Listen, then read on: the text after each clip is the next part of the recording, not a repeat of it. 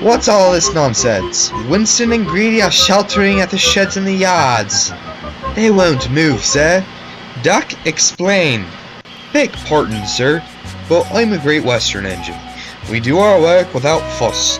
But, begging your pardon, sir, we'd like you to inform these, engines that we only take orders from you. Pah, no one was ordered. That's enough. Percy and Duck, I'm pleased with your work today, but not with your behavior this evening. You've orchestrated a disturbance. The big engine snickered. I'd shut up if I were you. You gentlemen are even worse. You caused the disturbance. Duck is quite right.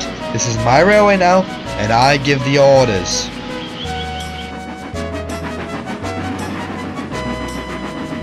Percy left the next day for Thomas's branch line, leaving Duck to fend for himself. He did so easily.